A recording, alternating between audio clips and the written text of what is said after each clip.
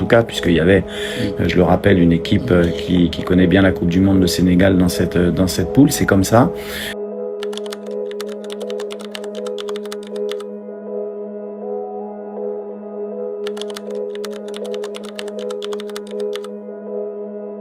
Les barrages, je veux dire, on peut se dire que malheureusement on n'a pas atteint la première place, mais que néanmoins, il me semble qu'on fait quand même des phases de qualification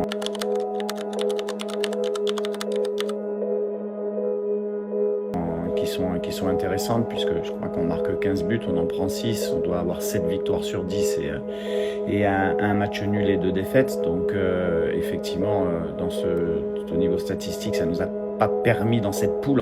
En tout cas, on a pu avancer quand même, et on continue d'avancer.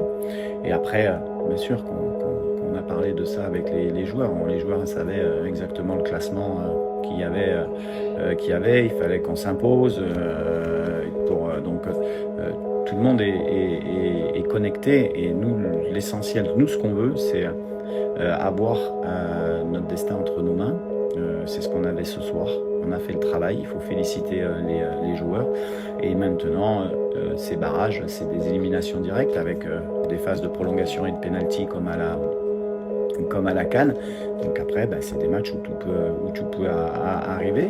Et nous, on va jouer notre chance et porter comme d'habitude haut les couleurs du Congo. Non, au football, vous avez 3 possibilités. Vous gagnez les matchs, vous faites match nul ou vous les perdez. Il faut rapidement évacuer et se projeter, et surtout en analysant ce qui n'a pas fonctionné.